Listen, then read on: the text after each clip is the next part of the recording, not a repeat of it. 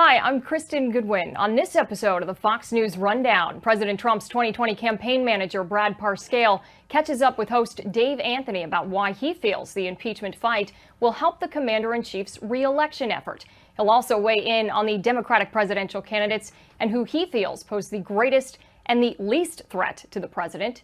The Wuhan coronavirus outbreak has some on edge. Director of the National Institute of Allergy and Infectious Diseases, Dr. Anthony Fauci, joins host Lisa Brady to talk about the deadly illness and the concerns surrounding it.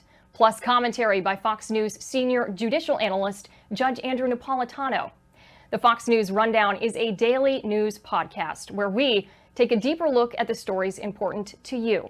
You can subscribe on your favorite podcast player by going to foxnewspodcasts.com. I'm Harris Faulkner. I'm Greg Gutfeld. I'm Janice Dean, and this is the Fox News Rundown.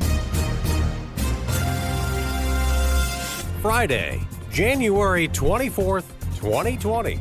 I'm Dave Anthony.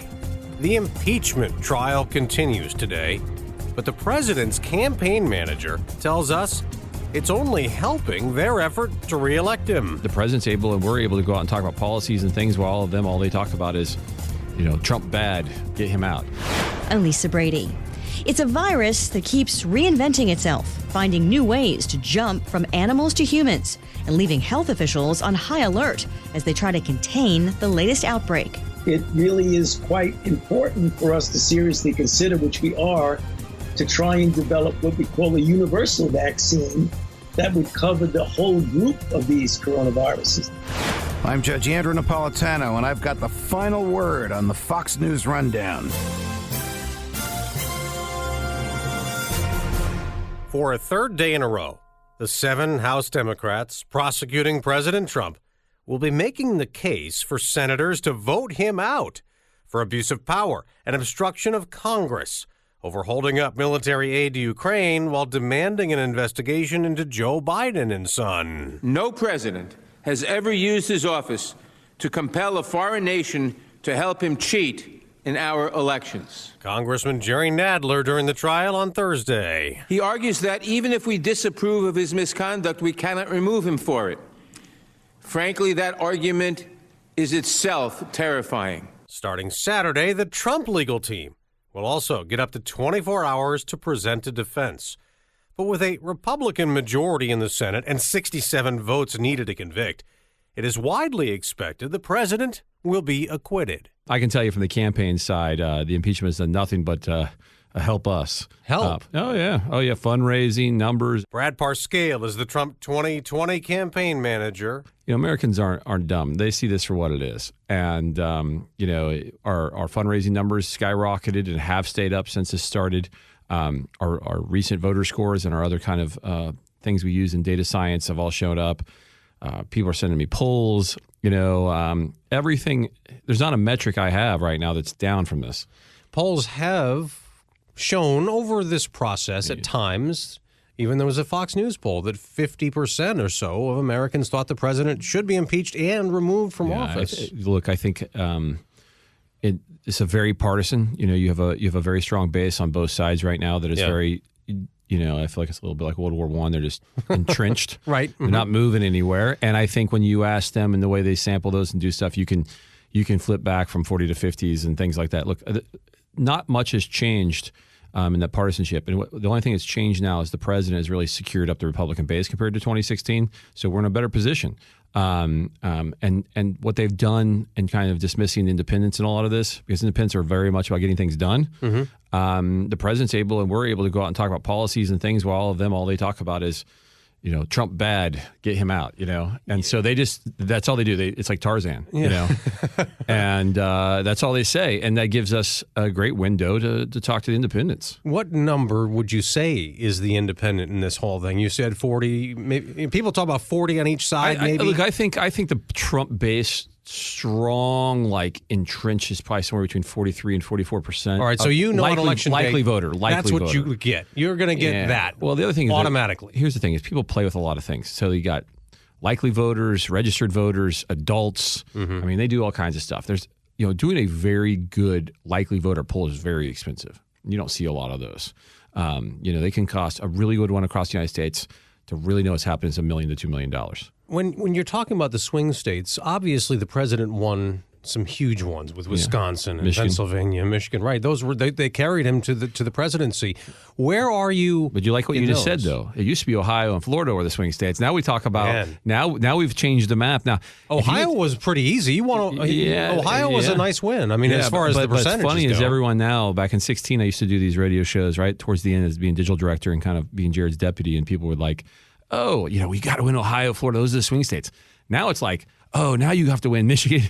It's like we've expanded the map. And now we're actually talking, and people, and even the Democrats will start to say, New Hampshire, New Mexico, Nevada, these states are coming up, Minnesota. Smaller numbers of electoral votes when you're talking about New Mexico and New Hampshire, of course. Yeah, but I think that Minnesota's a good one. Nevada's a good one. Minnesota's in play, you really believe? In play, yes. I think if depending on who their candidate is, Minnesota has a changing demographics over the years. They do. And I think Minnesota is one of those states like Wisconsin. I think it's a sleeper for 2016. I definitely think New Hampshire and New Mexico are significantly in play. No, New Hampshire went to Clinton very, very tiny margin. Yeah, and then you actually had you remember the AOT race there was very strange where you had a senator that was running kind of against the president who lost. You're not going to see that this time. That was a different atmosphere in New Hampshire too. You had a very, contested primary. New Hampshire always plays a big part in that. It makes it different compared to a reelect. I also think the president is overperforming with every single metric from 2016 on Latino voters, and so that brings states in the Southwest changes significantly. That seems counterintuitive because the president's been under attack for years with his border policy, and it's from a whole bunch of white media. Yeah. Well, I'm just saying that they made it seem like he didn't want brown people coming here. Yeah, that's completely just another one of their false narratives. They attack him on identity politics because they can't attack him on policy, and so I mean he's been called a white supremacist, not just a racist. It's unbelievably vulgar comment that is disgusting and nothing that this president stands for. The president has done more for minorities and for economic benefits than any president in recent history that I ever remember, and I go back to the Reagan years. The economy is always considered the big issue for a presidential incumbent. As they say, it's job stupid, right? Yeah. Right. Well, see, the thing is, people thought for a while in 2019 that the economy, because of the tariffs, was going to go into the tank or slow down, maybe have a recession. And the thought is, if we went into a recession, that would be really hard for the president to be reelected. It'd be really great to just do a whole podcast of all the things they said were going to happen that didn't happen, and that I had to answer questions for, because the president brought in record number of money from China. It caused we're close to. I bet I wouldn't be shocked if for the next 10 days we're at Dow 30,000. Right? Wouldn't be unusual to be there. I think it's not necessarily China paying the tariffs, right? I mean, companies do have to pay the tariffs. Look, there are U.S. people paying the tariffs. I think there was a lot of arguments that I heard at the White House from different experts saying how China had to, really kind of, not lowering the prices and really having to do it on the backside because raising the prices would have done things. Mm-hmm. They were already playing with their stuff. I'm not going to be an expert at White House policies, but I'll tell you, we did not see the negative impacts against the economy. Record low unemployment, record increases in median wage income, record 401k growth, record stock market. Almost every metric on the economy is doing great. The first contest is a week from Monday, the Iowa caucuses, and recent polls have had either Bernie Sanders or Joe Biden leading. But Elizabeth Warren has a new campaign ad that President Trump fears her as the Democratic nominee the most. He's done everything he can for the wealthy and well-connected. I'm Elizabeth Warren, and I approve this message because I'm going to beat him and be a president who works for you. Brad Parscale's response? Yes, we fear her greatly. I hope she wins. So, do you really hope she wins? Does it matter to you? I would love nobody more than Elizabeth Warren. Really? Trump That's the one? Yeah, I would. I mean, if you're going to give me my Christmas present, I just get to choose one. Yeah, I mean, there's a couple others I would choose that were way down the list. But let's talk about our realistic candidate, Elizabeth Warren. Elizabeth Warren. What is it that you think is so beatable about her then? That we don't have enough podcasts for that, but well, take a couple then. Pocahontas it would be a great candidate for the president from their contrasting views to how she sees things. She's just, for most of middle America, not likable. She looks like the way I would explain her is, like a 8th grade school teacher that vice principal that just yells at you all day. You know what I mean? Or your college professor that just says you're dumb. I just think that she's out of touch with what most Americans. I grew up in eastern Kansas. I grew up in a working class town. I spent most of my time in places that are not on the east and west coast, and she's just not gonna connect there. Not the way Bernie or Biden has the possibility to. Biden himself has also said that the president's scared to death of him. They're all saying they're scared of him. Look, they all have the exact same talking points, because the number one thing I think on their side for getting votes is to say the president doesn't want to run against me. Well, Biden says he's the one. He's the guy that the president can't beat. He is definitely the one. Yeah, I think Biden's inability to kind of keep his points across and really run a successful campaign. I don't know if he can raise the money either. I'm curious to see what his end of year cash on hand number is when it comes out later this month. Another Democrat in the race, Michael Bloomberg, has risen in some national polls lately.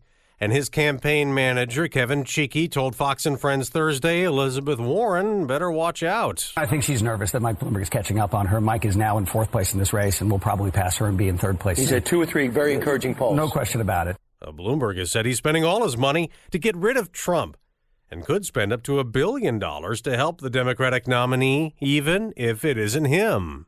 First of all, I worry about Mayor Bloomberg once he gets past Mayor Pete and Pocahontas. So in the polls, he's not there yet. All right. When it comes to the soft money, I think there's always billions of dollars, literally billions of dollars of soft money flying in. And one thing we've learned from special elections and other things is soft money, when it doesn't have the candidate, connected behind it, it just doesn't have the same kind of static as it does. I mean, last time we got a couple $1 billion thrown at us. Our total budget was $260 million.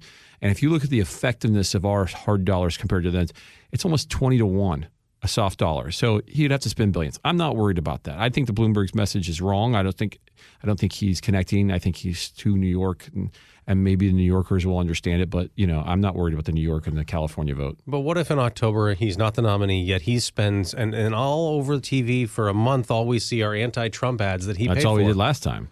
Well, there's only so much TV ads. Like last time, every ad was a negative Trump ad. So, I don't know if just spending $1 billion on TV is changes anything anymore. There's digital efforts. There's understanding the data. The Democrat Party doesn't understand the voter base the way the Republican Party does. We've spent a decade now with the data trust and building up a voter file and understanding and metrics that are second to none, and they have no centralized database still. I think the debates will matter. I think what the president says will matter. I think where the country is going into the election matters, and I think it's a very intimate thing to do to go into the voting booth. And a lot of people will say one thing, but when they get in that voting booth and they vote about their future and their children's future, I think the president will prevail again. Are suburban women offended by President Trump, as I hear in the media, that it's going to be tougher for the women who voted for him last time to do it this time in the suburbs? Look, I've actually went back and researched this greatly. Lots of the suburban women changes to the Republican Party actually predate the president, go back into midterms actually before him.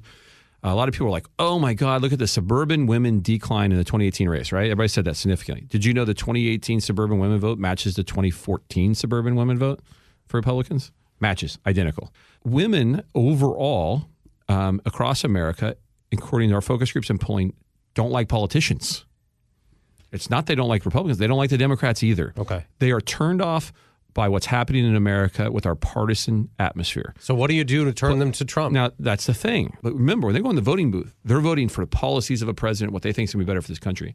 And I think that the president's policies with that group compared to any one of the candidates in their group, in every test we've done so far, the president goes to almost 70-80% of taking that vote. And the reason why is these big government socialist programs, these the different things they want to do with free health care for illegal immigrants, the gun control issues, all these things. The women don't agree with the policies. And when they come down to it, they're smart, they know the policies, and they vote for the candidate that's going to make their life better and keep their kids safe. And I think that, and they might walk right out again and push that button and walk right out and say, you know what, I still don't approve everything he does, but he's the best candidate for my future, my family, and for us. Brad Parscale, campaign manager for President Trump 2020. Thanks so much for joining us. It was great. It was fun. Thank you. I appreciate it. Thanks a lot, Brad.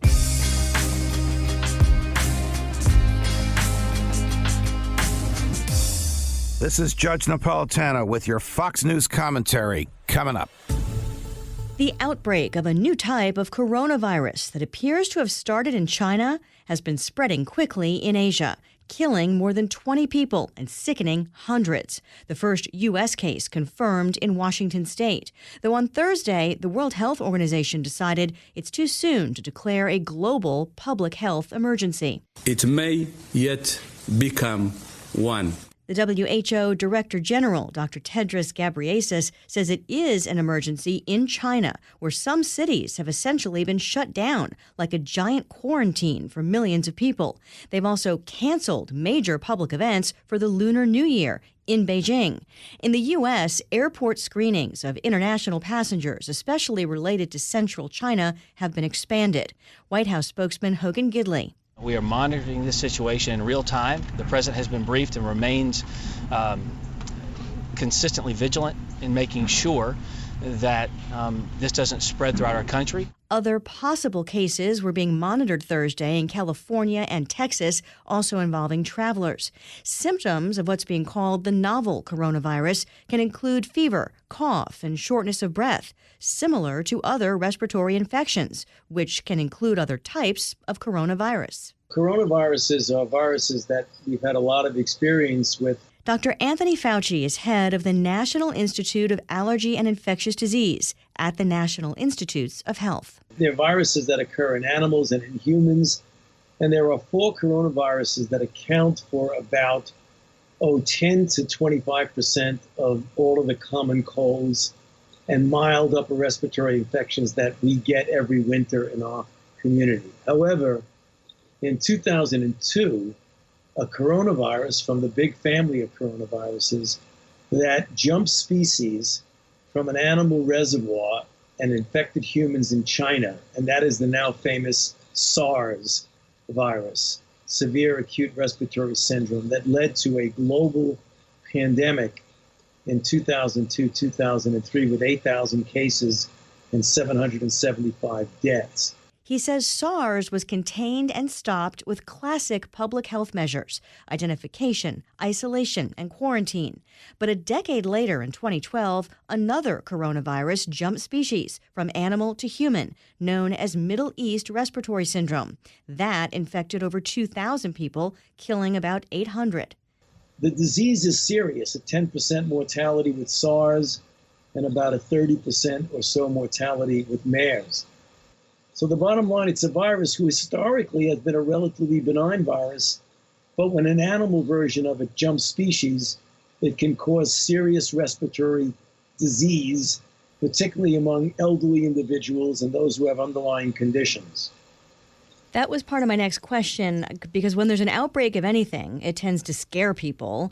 But how dangerous is this particular virus for the population at large? Or is it like the flu, where it's only really dangerous depending on your age and your health? Well, we don't know for sure. I think it's too early. This is an evolving situation. But with most respiratory illnesses that have a degree of seriousness to it, it tends almost invariably to be much more serious in people who already have either an underlying condition, chronic lung disease, heart disease, diabetes, but also the elderly, in that the elderly's immune system isn't as fit in many respects as that same person when they were in their 20s or 30s. So somebody who's 85 years old generally has weaknesses in their ability to make a good immune response. And that's the reason why when you have diseases like this, it tends to disproportionately have a more severe impact on the elderly and or people who have underlying disease.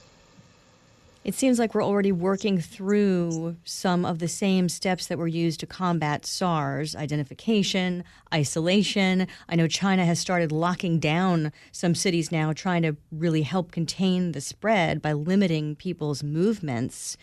How effective do you think, that might be? Well, certainly what we're doing here in the United States is we're doing what's called entry screening of flights that either directly or indirectly come from that region, that city, that area, by testing people for temperature and questioning them about symptoms. Invariably, we predicted that we would see a case or more in the United States. And in fact, just a couple of days ago, a young man from Seattle visited Wuhan and then came back, developed symptoms. And luckily, you know, the idea about getting people awareness is an important part of prevention and response. The CDC has been putting out notices to people to make sure when someone presents with a respiratory illness to ask them the simple question, have you been traveling to the Wuhan area of China? This individual was alert enough to go to a clinic and say, I have a fever and I have a respiratory problem. And by the way, I was in Wuhan just literally a few days ago. That person was isolated and is now in isolation and doing very well. So you can prevent by preventing people who come in from going freely in society and isolating them, or when people are sick, to make sure they're properly cared for, and you do contact tracing. Those are the things that actually put the lid on SARS, because SARS came and went due to very good classical low-tech public health measures. I know that the CDC already announced that they had come up with a test to quickly identify whether someone has the virus. But going forward, you've said that at NIH, there is a vaccine in the works. But I guess that's not going to be a fast process. It never is, right?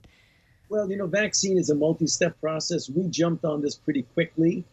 We have what's called a vaccine platform that we've been working on for a while in collaboration with industry. And what we've done, we've started on the development of a vaccine. Unlike years ago when it would take years to finally get it into a human, we anticipate we will have a phase 1 safety trial with this candidate within the next 3 months. Now, be careful, because that doesn't mean a vaccine is going to be widely available to the public in 3 months. That means we will at least have taken the first important step to determine if the product is safe and does it induce the kind of response that you would hope would be protective. Once you do that, depending upon how this outbreak evolves, we would either further develop it or just keep it in the can, as it were, waiting and making sure if this doesn't blow up into something. But the important thing is to take that first step, which we already have done. It sounds like it would be great to be able to come up with a vaccine that would fight sort of the basic coronavirus that keeps changing in to these horrible things and then being transmitted to human, you know, as these steps that happen with SARS and with MERS. I mean, is there any way to head it off at the pass? You know, we talk about universal vaccines that are good against a whole class or family of viruses. That's not an easy thing to do. But given what we have seen now over the last 18 years with SARS and then MERS and now this new novel coronavirus, it really is quite important for us to seriously consider, which we are, to try and develop what we call a universal vaccine that would cover the whole group of these coronaviruses. Again, I have to tell you right off the bat, that won't be easy, but it certainly is worth seriously considering going in that direction. What is your advice for now to anyone in the U.S. worried about this virus? Well, I don't think that the people in the United States right now should be worried about it, nor should they be frightened by it. I think health officials like myself and my agency, the CDC, the Department of Homeland Security, need to make sure we're properly prepared when a case comes into this country, which one already has, to respond appropriately to prevent spread. But I wouldn't want to see the American people be frightened by this, because we are prepared for it. It is an evolving situation. You can be taking something very seriously the way we are without necessarily being very afraid or anxious about it.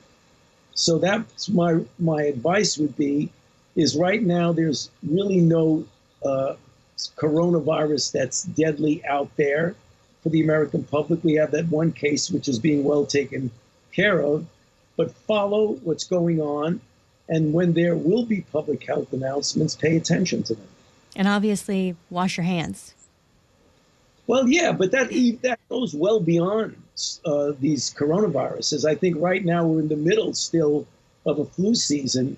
We should be washing our hands frequently, avoiding crowded places where people are sneezing and coughing and things like that. We should be doing that even if there was no coronavirus outbreak. Dr. Anthony Fauci, head of the National Institute of Allergy and Infectious Disease at the National Institutes of Health. Thank you very much, sir, for your time. It's good to be with you.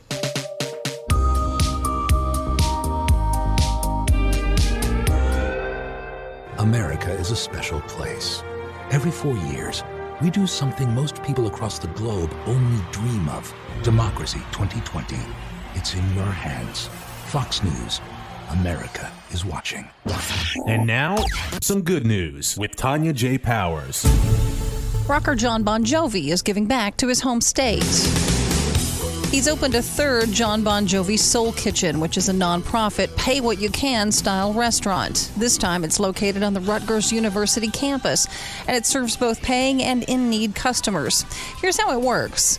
It encourages students and faculty who can afford it to make a minimum donation of $12.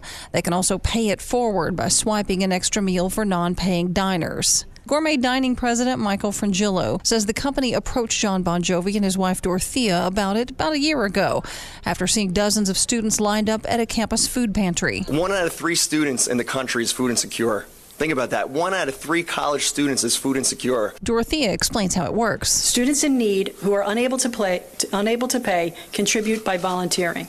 All guests enjoy a delicious 3-course dining experience, giving a roadmap to colleges and universities across the country. Tanya J. Powers, Fox News.